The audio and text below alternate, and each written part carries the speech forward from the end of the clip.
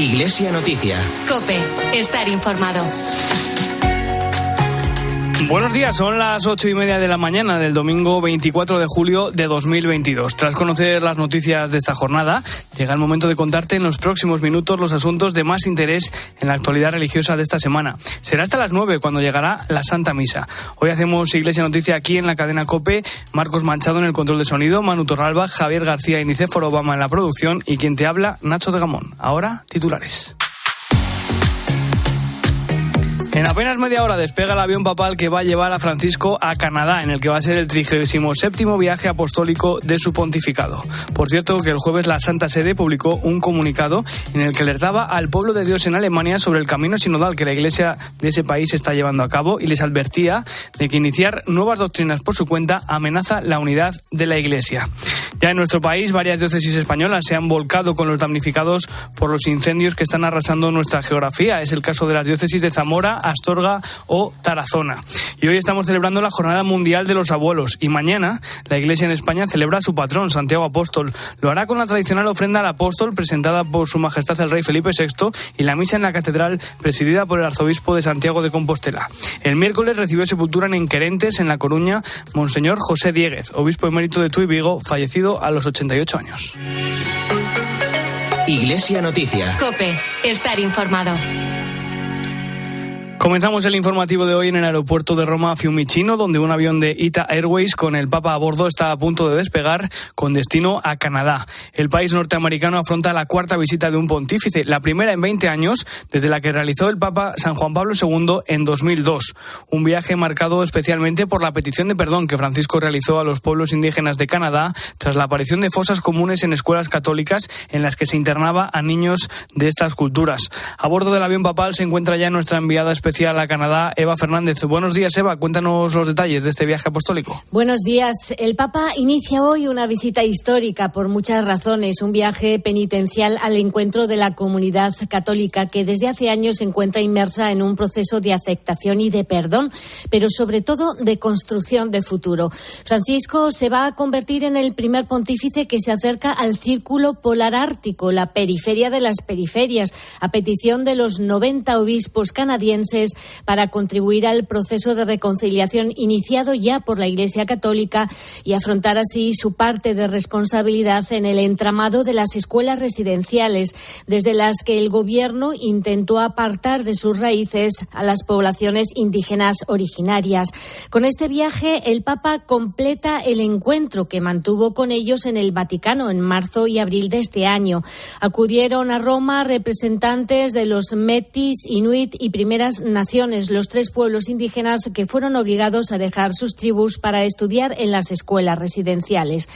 Los aborígenes dan mucha importancia al contacto, a la presencia. De ahí la importancia de que el Papa se acerque a Canadá para que puedan escucharle todos los indígenas que ya han confirmado su participación en los distintos actos de este viaje penitencial, como insiste en subrayar el Papa Francisco. Cari fratelli e sorelle del Canada. Queridos hermanos de Canadá, acudo ante vosotros en nombre de Jesús, sobre todo para encontrar y abrazar a las poblaciones indígenas. Lamentablemente, en Canadá muchos cristianos han contribuido a la política de asimilación cultural que en el pasado dañó gravemente a las comunidades nativas. Por este motivo, recibí en el Vaticano a algunos miembros de estas comunidades a los que manifesté mi dolor y solidaridad por el mal sufrido. Ahora me dispongo a emprender un viaje penitencial que espero que con la gracia de Dios pueda contribuir al camino de sanación y reconciliación emprendido ya. Os pido que me acompañéis con la oración. En su segundo viaje internacional del año, el pontífice recorrerá más de 19.000 kilómetros para visitar las ciudades de Edmonton, Quebec y Iqaluit, en las que pronunciará 9 discursos dirigidos especialmente a los indígenas. Tras aterrizar en Edmonton y pasar su primera noche en el país, el pontífice viajará hasta Massachusetts, donde mantendrá su primer encuentro con representantes de los 3 pueblos indígenas. El martes 26, fiesta de San Joaquín y de Santa Ana celebrará su primera misa en suelo canadiense y participará en la peregrinación multitudinaria al lago de Santa Ana, una tradición de las comunidades cristianas locales, donde está muy arraigada una especial veneración a los abuelos. El miércoles 27 el Papa cruzará Canadá para llegar a Quebec, segunda etapa de su visita. Será una jornada de encuentros oficiales en la que se reunirá con el primer ministro canadiense Justin Trudeau y Mary Simon, la primera mujer indígena jefe de Estado. Al día siguiente visitará el Santuario Nacional de Beaupré y el viernes 29, en su último día en Canadá, el Papa pondrá rumbo a Iqaluit, en el norte canadiense, para reunirse con los Inuit. Desde allí regresará a Roma, en donde aterrizará el sábado 30. Hoy domingo no está previsto ningún acto especial, salvo la ceremonia de bienvenida hacia las 7:30 de la tarde, hora española. Te contaremos todos los detalles en COPE y en 13. Estaremos pendientes de todo ello, Eva. Llega ahora el momento del comentario del colaborador de Iglesia Noticia, Antonio Pelayo, que hoy pone en contexto este viaje del Papa y nos cuenta quiénes son esos pueblos indígenas a los que Francisco ha pedido perdón. Buenos días, Antonio. Buenos días. Faltan pocos minutos para que Francisco emprenda su vuelo de 10 horas y media de duración que le conducirá a la ciudad de Edmonton, primera etapa de su visita a Canadá, donde permanecerá hasta el 30 de julio. Un viaje temerario para una persona de su edad y con precarias condiciones de salud, y un viaje prometido a las poblaciones indígenas del gran país americano para abrir con ellos un camino de verdad y reconciliación. De los 38 millones de personas que hoy viven en Canadá, 1,5 millones más o menos se consideran pueblos indígenas. Se dividen en 3 grupos. El primero y más numeroso lo componen los que habitaban el país antes de la llegada de los colonos europeos. El segundo son los mestizos nacidos del encuentro entre indígenas e europeos. Y por fin, los esquimales que habitan las tierras árticas en el extremo norte canadiense. Cuando a finales del siglo XIX Canadá se convierte en un estado ligado a la corona británica, su gobierno promulga un decreto para gestionar la llamada cuestión indígena. 2 fueron las decisiones más importantes: confinar a los indígenas en reservas territoriales y encerrar a sus hijos en escuelas residencias, separándoles a la fuerza de sus familias para reeducarlos, obligándoles a hablar solo en inglés y abandonar su cultura y religión. Durante años, más de 100.000 niños y niñas fueron sometidos a innumerables vejaciones y abusos de todo tipo. Muchos de ellos murieron en penosas condiciones sanitarias y fueron enterrados en fosas comunes y anónimas. Al frente de estas escuelas estaban congregaciones religiosas cristianas, muchas de ellas católicas. En los primeros meses de este año, una delegación de los indígenas canadienses fueron recibidos por el Papa. Les rogaron sobre todo que pidiera perdón por el papel de la Iglesia Católica en los abusos espirituales, culturales, emocionales, físicos y sexuales a los menores indígenas. Y le pidieron que lo hiciera personalmente en Canadá. Petición aceptada, y que en los próximos días se convertirá en un gesto histórico y prometedor de un nuevo futuro. Desde Roma les ha hablado Antonio Pelayo. Gracias, Antonio. El jueves la Santa Sede publicó un comunicado en el boletín sobre el camino sinodal alemán, en el que recuerda que iniciar nuevas estructuras o doctrinas oficiales en las diócesis, antes de un acuerdo pactado a nivel de la Iglesia Universal, representaría una amenaza a la unidad de la Iglesia. Cuéntanos, Eva. En un escueto pero muy claro comunicado, la Santa Sede advierte al Sínodo de la Iglesia de Alemania, conocido como Camino Sinodal, de que no puede cambiar la moral católica ni tiene autoridad sobre los obispos, pero sobre todo intenta evitar que pueda llegar a darse un nuevo cisma en la Iglesia Católica. En 2019, Alemania comenzó un proceso de debate que terminaría en 2023 y que a corto plazo tiene una importante cita el próximo mes de septiembre en Frankfurt para aprobar cuestiones como el sacerdocio femenino, la eliminación del celibato obligatorio, la bendición de parejas divorciadas o del mismo sexo o la revisión de la moral sexual en el catecismo de la Iglesia Católica. Por este motivo, el Vaticano ha querido dejar las cosas claras y les recuerda que el camino sinodal no tiene el poder de obligar a los obispos y a los fieles a adoptar nuevas formas de gobierno y nuevos enfoques de la doctrina y de la moral. El texto insiste en que en las diócesis diócesis solo es lícito poner en marcha lo que se ha acordado previamente en la Iglesia Universal, por lo que unas nuevas estructuras supondrían una herida a la comunión eclesial y una amenaza a la unidad de la Iglesia. El comunicado recuerda la carta que en 2019 el Papa Francisco dirigió al pueblo de Dios que peregrina en Alemania, en la que les recordaba que el camino sinodal debe consistir en vivir y sentir con la Iglesia y en la Iglesia, lo cual significa también sufrir con ella. En esta carta, Francisco aplaude la sinodalidad, pero aclara que tiene que asumir un modo de ser Iglesia donde el todo es más que la suma de las partes. Además, recomienda a los fieles alemanes 3 medicinas espirituales: oración, penitencia y adoración, para no realizar cambios y arreglos que se queden a mitad de camino. Esta semana el Papa también ha publicado el motu proprio Ad Charisma Tuendum sobre la prelatura del Opus Dei. 40 años después de la Constitución Apostólica Ut Sit, con la que San Juan Pablo II erigió la prelatura del Opus Dei, Francisco ha decidido modificar algunas de sus estructuras sobre la base de Predicate Evangelium, la Constitución Apostólica de Reforma de la Curia. En el motu proprio explica que el objetivo de estos cambios es proteger el carisma del Opus Dei y promover la acción evangelizadora que sus miembros llevan a cabo en el mundo, difundiendo la llamada a la santidad a través de la santificación del trabajo y de los compromisos familiares y sociales. Sustancialmente, los cambios son el traslado de competencias de la prelatura, que hasta ahora dependía del dicasterio de obispos, al dicasterio para el clero, y la decisión de que el prelado del Opus Dei no puede recibir el orden episcopal, es decir, no puede ser obispo, como había sucedido en algunas ocasiones. Además, el Papa ha enviado 2 mensajes, uno a los participantes en el Congreso Mundial de Signis, la Asociación Católica Mundial para la Comunicación. En él invita a utilizar los medios digitales con sentido crítico. Francisco también ha enviado videomensaje a la Red Católica Panafricana de Teología y Pastoral, que está celebrando su 2º congreso sobre teología, sociedad y vida pastoral en Nairobi, en Kenia. Más detalles de esos 2 mensajes, Eva. En Internet, más que en ningún otro lugar, no es oro todo lo que reluce. Esta es una de las advertencias del Papa en el mensaje a Signis, la Asociación Católica Mundial de la Comunicación, en la que alerta de los medios tóxicos que transmiten odio y fake news en Internet y pide trabajar contra las mentiras y la desinformación. Y recuerda que las redes sociales plantean desafíos éticos para la calidad de las relaciones humanas, por lo que aconseja desarrollar un sólido sentido crítico que distinga lo verdadero de lo falso y trabajar por la concordia social. Ya en otras ocasiones, el pontífice había denunciado los malos hábitos de los medios de comunicación, como son la desinformación, la calumnia, la difamación y el gusto por el escándalo.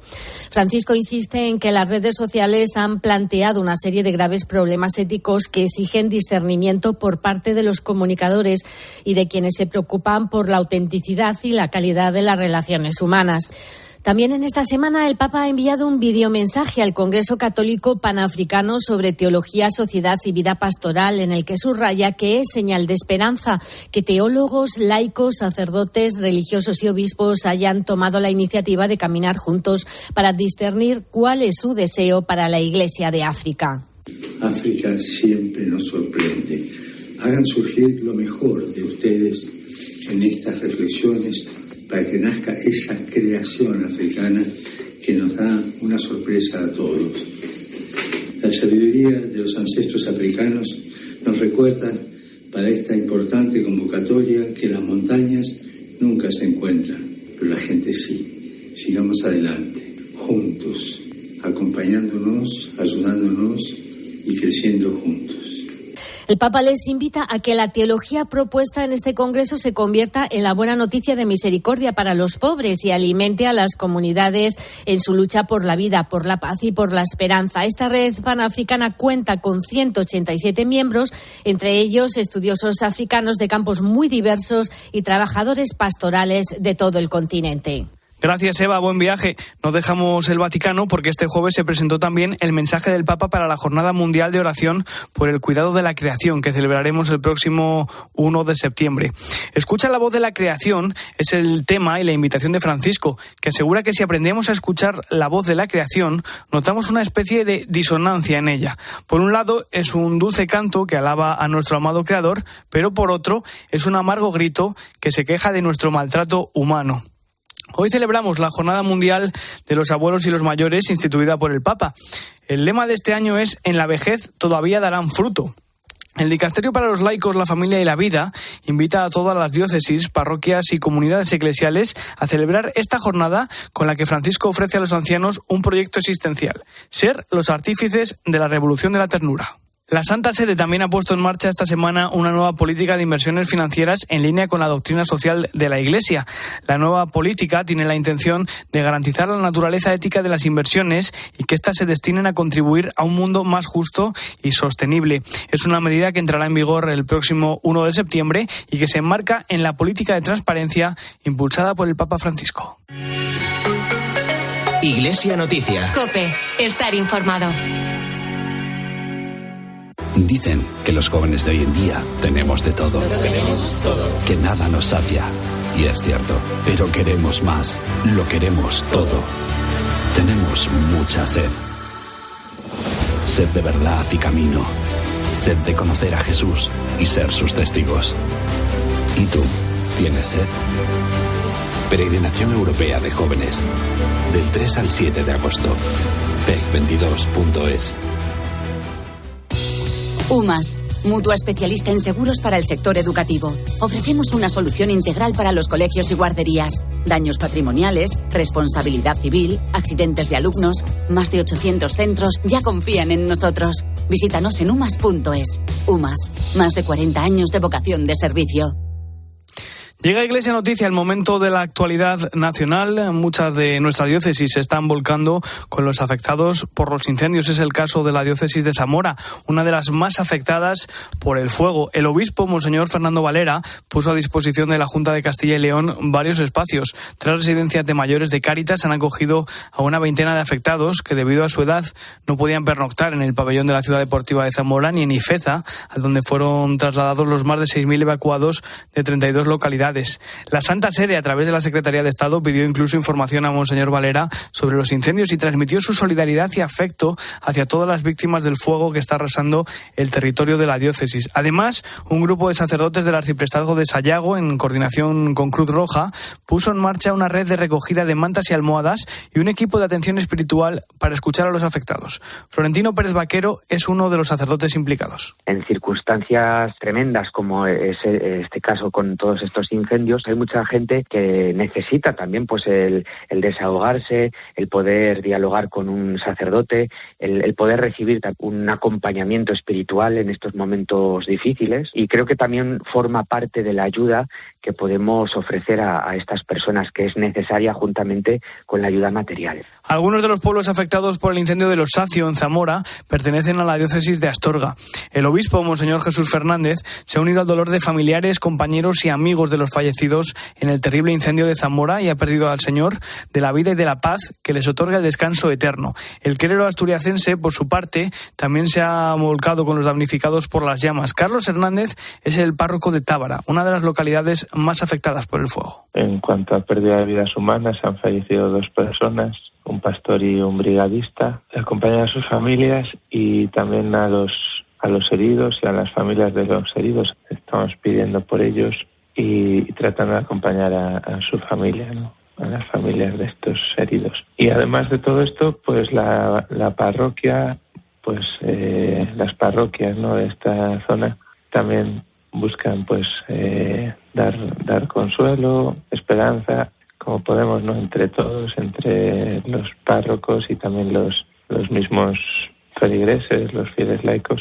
tratando de vivir este momento pues con esperanza. Aragón es otra de las comunidades que se están llevando la peor parte de los fuegos que están afectando a la península ibérica. Los obispos de las diócesis aragonesas han manifestado su solidaridad, afecto y cercanía con todas las víctimas de los incendios que están devastando la comarca del Alto Jalón. La diócesis de Tarazona, a la que pertenecen varias de las localidades afectadas por el incendio, entre ellas Ateca, donde comenzó el fuego, ha puesto a disposición de los afectados recursos y espacios como los templos y los centros diocesanos. Javier Bernal es el vicario general de la diócesis de Tarazona. Hemos de agradecer también pues la presencia de los sacerdotes de estas pequeñas localidades, pues que al ser pueblos pequeños, como bien saben, pues tienen también pues mucha cercanía y mucho contacto con todos los vecinos.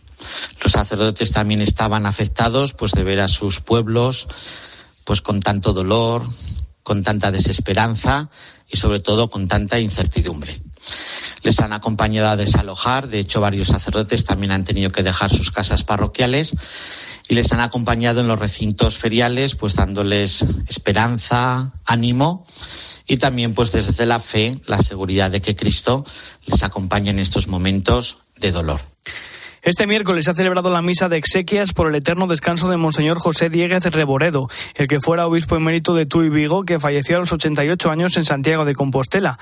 Monseñor Diéguez fue obispo de Osma Soria y de Orense antes de hacerse cargo de la diócesis tudense. COPE Santiago, Íñigo Landa, buenos días. Buenos días. Descansan ya en el cementerio parroquial de Enquerentes del Ayuntamiento coruñés de Touro, muy cerquita de Santiago, los restos de don José, como era llamado por quienes le conocimos como obispo en la diócesis de Osma Soria primero, luego en la de Ourense y ya antes de su renuncia en 2010 de la diócesis de Tui Vigo, tras lo que se vino a su diócesis natal compostelana, como recordaba su sucesor en la de Tui Vigo, Monseñor Quintero Fiuza. Que acogió tan fraternamente y tan cariñosamente, primero en su casa, su familia, y después en esta residencia de ancianos que tanto quería y en la que él tan útil se sirvió en los últimos años de su vida. Era precisamente la capilla de la residencia de las Hermanitas de los Ancianos Desamparados de San Marcos en Santiago la que acogía los funerales de corpore insepulto de don José Diéguez Reboredo, con una amplia asistencia de residentes, fieles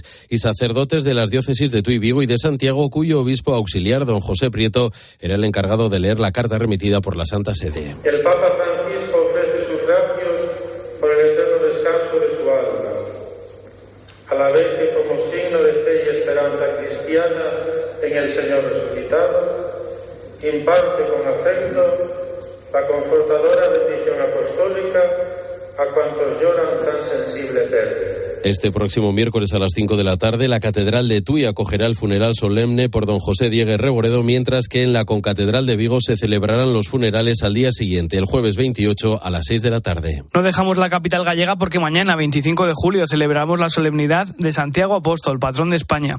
En Compostela está ya todo preparado para la tradicional ofrenda nacional al apóstol y la misa que presidirá el arzobispo compostelano Monseñor Julián Barrio, con la presencia de los reyes, la princesa Leonor y la infanta Sofía. Una misa que transmitirá 13 mañana a partir de las 12:30 del mediodía.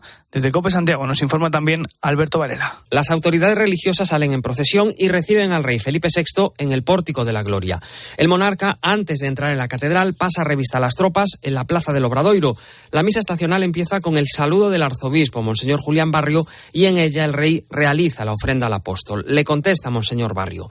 Curiosidades de la ofrenda al apóstol. En la ceremonia suenan las chirimías, un instrumento de viento heredado de la Edad Media.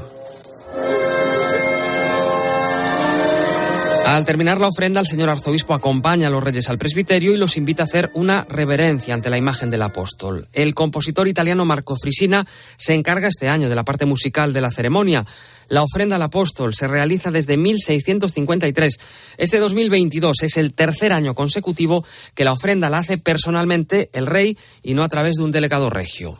En la linterna de la iglesia, Monseñor Barrio hizo un repaso por lo que ha significado este doble año santo compostelano que estamos celebrando, con la pandemia de por medio, y aseguró que en la fiesta de mañana le pedirá al apóstol Santiago que nos ayude a calzar las sandalias de la esperanza. Lo que le pido es que nos ayude a calzar las sandalias de la esperanza, para poder recorrer pues el camino y la peregrinación que todos y cada uno de nosotros debemos de hacer.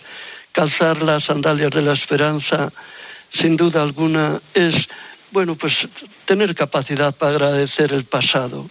Es mucho lo que tenemos que agradecer. Diría yo, a pesar de todo. Es afrontar la realidad de un presente que no es ni mejor ni peor, que es el que tenemos que asumir y que lógicamente tenemos que tratar de transformar, sin hacer de nuestra vida un muro de lamentaciones. Y calzar las sandalias de la esperanza es mirar al futuro con confianza, porque el futuro está en manos de Dios y son buenas manos. Además, hemos conocido más detalles de la peregrinación europea de jóvenes que se va a celebrar en Santiago de Compostela durante la primera semana de agosto. La capital gallega va a acoger a cerca de 12.000 peregrinos, entre los que habrá más de 10.000 jóvenes españoles. Se seguirá el esquema tradicional de las JMJ. Por las mañanas, catequesis impartidas por los obispos y misa. Y por las tardes, talleres formativos. Hay 11 líneas temáticas y más de un centenar de talleres. Espectáculos como el musical Skate Hero o música en vivo con artistas católicos como Grillex o Hakuna Music Group. En total son más de 700 propuestas, entre las que tendrán un peso importante el discernimiento vocacional y la escucha, con 2 actividades como el Pórtico de la Vocación y el Ágora. Raúl Tinajero es el responsable de Pastoral de Juventud de la Conferencia Episcopal Española. La Peregrinación Europea de Jóvenes podemos decir que es el gran evento después de la pandemia que tenemos primero organizado, ¿no?, a nivel de Iglesia en España, ¿no?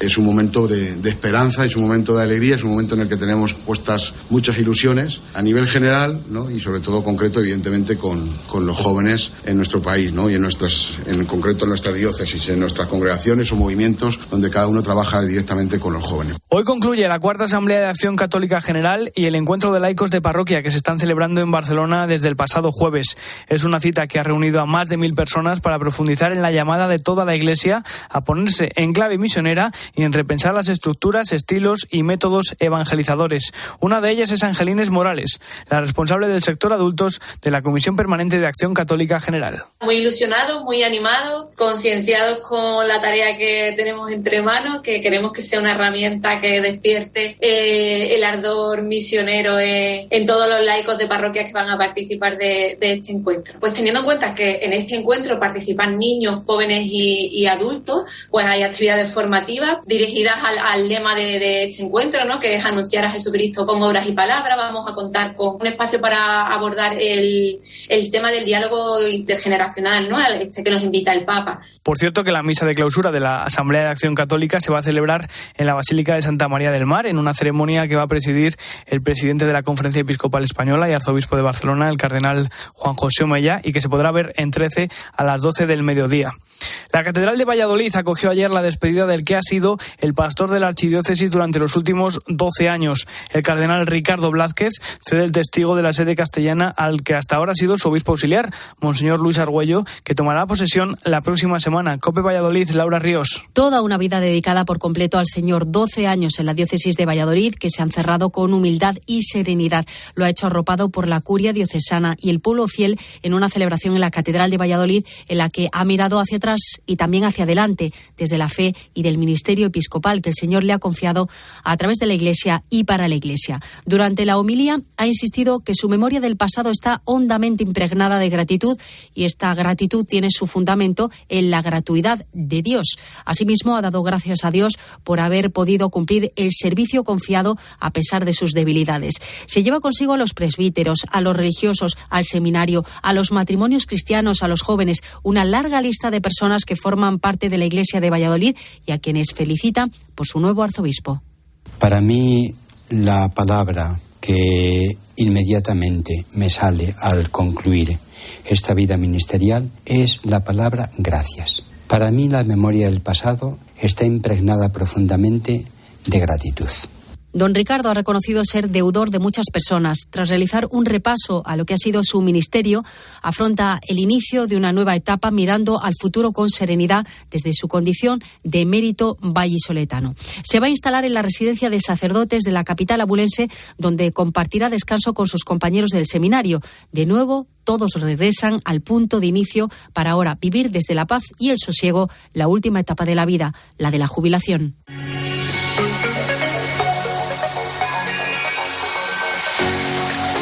Pues hasta aquí el informativo Iglesia Noticia, programa 1786 de este domingo 24 de julio, en memoria de Santa Cristina. Te dejo con la última hora de la actualidad y después con la Santa Misa. Hasta la próxima semana, que tengas un feliz domingo. Un saludo de Nacho de Gamón. Buenos días, seguimos pendientes de la evolución de los incendios. El que más preocupa es el de Los Realejos de Tenerife, que mantiene a 4 poblaciones evacuadas, unas 580 personas. Las llamas ya afectan a más de 2.000 hectáreas, un incendio que se mantiene en nivel 2. Te cuento además que la Organización Mundial de la Salud ha declarado la viruela del mono como emergencia de salud pública internacional, pese a las objeciones del grupo de expertos. Recordemos que pese a que el número de casos no para de crecer, Son más de 16.000 en 75 países, siendo España el más afectado. Esta enfermedad ha acabado con la vida de 5 personas en todo el mundo. Además, el Papa Francisco está a punto de despegar hacia Canadá. Su primera parada será Edmonton.